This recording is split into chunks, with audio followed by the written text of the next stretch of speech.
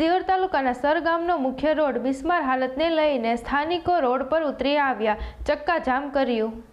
સિહોરના sir ગામના લોકોએ આજે રસ્તાના મુદ્દે ચક્કાજામ કર્યો હતો। વારંવાર રજૂઆત કર્યા બાદ પણ રોડ ન બનતા આખરે કંટાળેલા લોકોએ આજે ચક્કાજામ કરી તંત્ર સામે રોષ ઠાલવ્યો હતો। સરકાર દ્વારા દર વર્ષે લોકોની સુખાકારી માટે કરોડો રૂપિયાના વિકાસના કામો કરવામાં આવે છે, જે અંતર્ગત સર ગામના રોડની માંગણીને લઈને સ્થાનિક લોકો દ્વારા અનેકવાર રજૂઆતો કરવામાં આવી હતી। સિહોર સર ગામ ખાતે છેલ્લા કેટલાક વર્ષોથી ખખડધજ રોડને લઈ અનેક વખત રજૂઆત અધિકારો પદાધિકારીઓને કરવામાં આવેલ, તેમ છતાં નફ્ફટ તંત્રને કોઈ અસર થઈ નહોતી।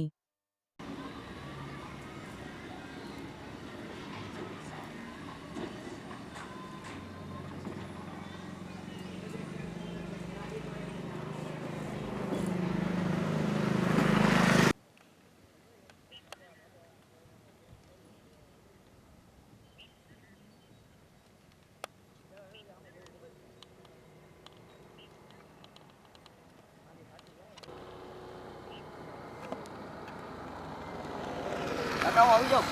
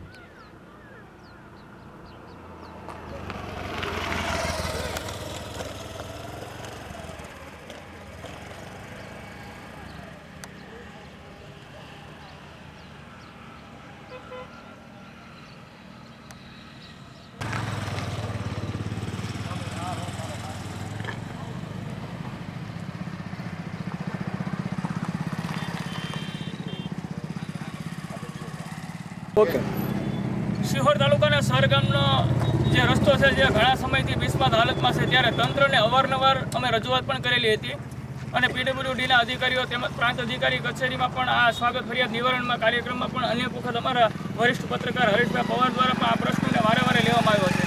તે છતાં પણ હજી સુધી આ રોડનું કામગીરી કરવામાં આવ્યું નથી। દિવાળી પહેલાં આ રોડનું ખાતમુહૂર્ત કરવામાં આવ્યું છે, પણ હજી સુધી આ ખાતમુહૂર્ત થયા પછી પણ આ રોડનું કામ શરૂ કરવામાં આવ્યું નથી। અને ખરેખર તો આ એક આસ્થાનું કેન્દ્ર રામપરા મેરળી માતાજીનું મંદિર આવેલું છે। ત્યાં બહેનો દીકરીઓ ઉઘાડા પગે દડતા વગેરે માતાજીની માનતાઓ કરવા માટે આવે છે। ત્યારે આપણે જોઈએ છીએ અત્યારે આ રસ્તાની હાલત કેટલી બધી ખરાબ છે।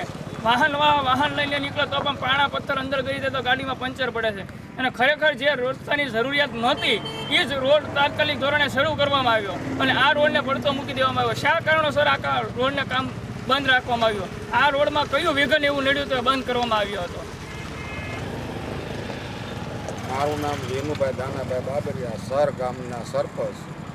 આજે આ રોડનું કામ અમે દિવાળીમાં મુહૂર્ત કરેલ હતું, ખાતમુહૂર્ત, તો હજી સુધી કામ ચાલુ કરેલ નથી। તો કયા કારણોસર નથી ચાલુ કરવામાં આવતું અને કોણ જવાબદાર વ્યક્તિ છે એ અમારે માહિતી જોવે છે કે એટલા સમયથી કામ બંધ છતાં કેમ ચાલુ કરતા નથી। તો આ જે જવાબદાર વ્યક્તિ હોય એની માટે અમારે સરપંચ એક મુદ્દો છે, આજે તમારું જે ખાતમુહૂર્ત કરવામાં આવ્યું હતું ત્યારે લોકસભાની ચૂંટણી અંતર્ગત રાજકારણ રમાઈ ગયું હતું? ના, એવું તો કોઈ રાજકારણ નહોતું। હા, તો જે પ્રાયોરિટી પ્રથમ અહીંયા હતી તો બીજા જગ્યાએ કેવી ગયો રોડ? એટલે એમાં એવું છે કે મેં ત્યાં ઉપર તપાસ કરી હતી, તો અમને એવું કહેવામાં આવ્યું કે કરનાળથી ઝાળિયા સુધીનો રોડ બનાવવાનો છે. તો તમારું ખાતમુહૂર્ત કેમ કરવામાં આવ્યું?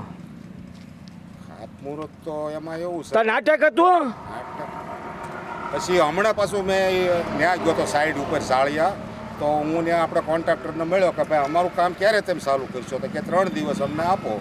એનો આજે 1.5 મહિનો થઈ ગયો છે અને આજ સુધી હજી કામ ચાલુ કરવામાં આવેલ નથી. આ રોડ નહીં બનતા આજે જે આંદોલન છે હકીકત શું છે? આ બધા કેટલા ગામના ગ્રામજનો ભેગા થઈ ગયા છે. એ તો આસ્થાનું કેન્દ્ર છે અને બધા હાલીને આવે છે, દડતા આવે છે ને રાતના આવે છે, બિચારા પડે છે યાત્રાળુ ને હેરાન થાય છે. અત્યારે રસ્તા બંધનું આંદોલન છે ને તમારે? હા. ઓકે.